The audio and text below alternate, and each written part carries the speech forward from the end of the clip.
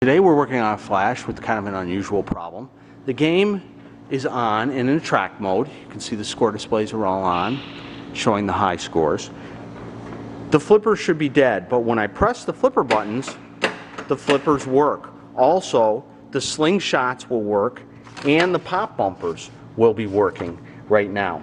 So there is definitely a problem with what is known as the game over relay or the flipper relay. A lot of people call it the flipper relay.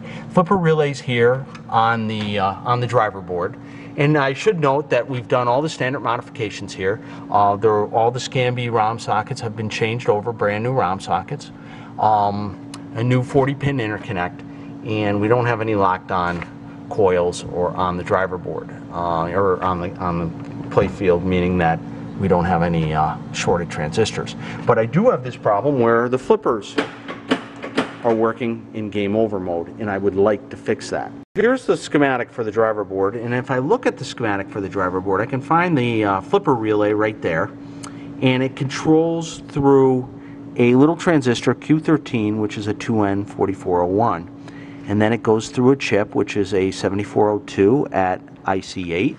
And then I go back up here, and there's another set of chips, IC9, which is another 7402, IC7, which is 7408, and then ultimately it comes down to the PIA right here at IC5 that controls this relay that's right here that is engaging when I turn the game on. If you watch, when I turn the game off, the relay disengages, and then I turn it on, and a relay engages. It should not do that. It shouldn't engage until you start a game. Now, yes, I can play the game, even though the flippers are still working in a track mode. I can start and play a game, but this is just really annoying to me that the flippers are still working, and I want to get that fixed. The first thing we need to do is look at the signal coming out of the PIA at IC5.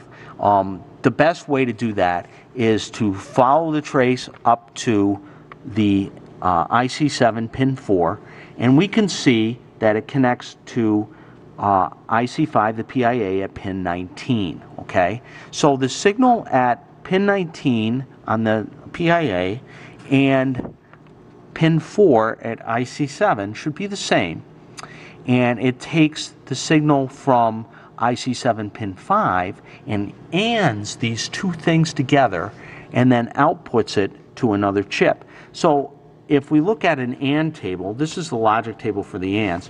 The A and the B are the input side, and then the out is the output side. So if I have two low signals, we get a low output. If I have two high signals, I get a high output. If I have a single high or low signal, I get a low output.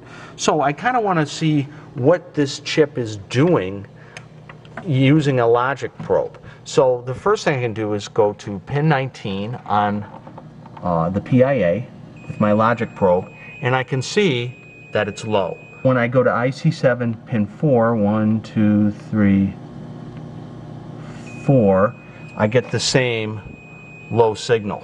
Okay. Then I want to look at pin 5 because that's the other input for this gate, and right now it's a high signal.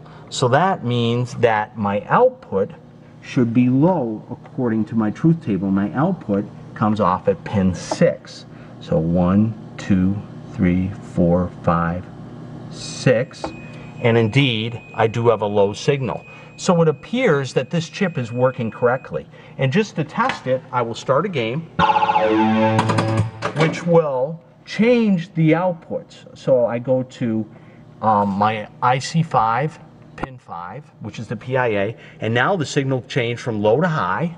That means when I go over here to pin 4, 1, 2, 3, 4, I also have a high signal, and then my output should be high at pin 6, which it is. So we know that this chip at IC7 is working fine. There's no problems there. So now we go to back to the schematic and we look at the next chip in line, which is at IC9, a 7402.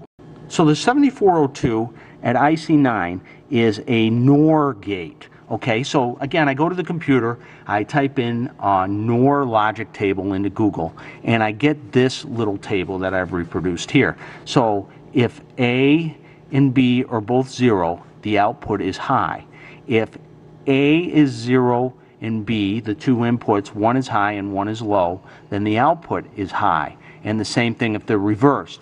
If A and B are both high, then the output is low. So using this, I can check this chip at pins 8 and 9 and 10. So we see we got pin 8 and 9 are the input, 10 is the output. So I'm going to turn the game off, turn it back on, and look at pin 8 and 9. So we're in a track mode, pin 8 and 9 at IC9, which is right here. So this is pin 8 over on this side, if I can get my little logic probe on it. And you can see I've got a low signal, that's 8. And pin 9 is also low.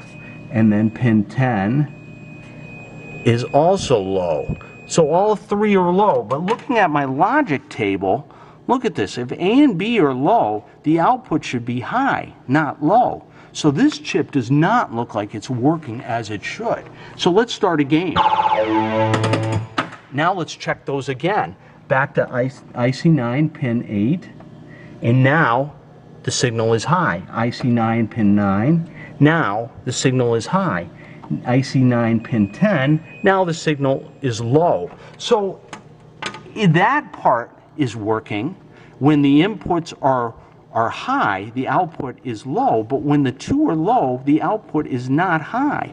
So I've got a problem with this chip, and I think my locked-on relay is this chip as the problem. Okay, so what I've done is I've put in a new 7402 chip into the game. I will turn it on, and immediately I'll press, the game's in a track mode, I'll press the flipper buttons, nothing. So the flippers aren't working. Start a game, and look, now the flippers are working. So indeed, that chip right there at IC9 was in fact bad, and we were able to figure that out using my logic probe and a logic table and the schematics. So you too can figure out what chip is wrong without having to shotgun stuff by using this technique.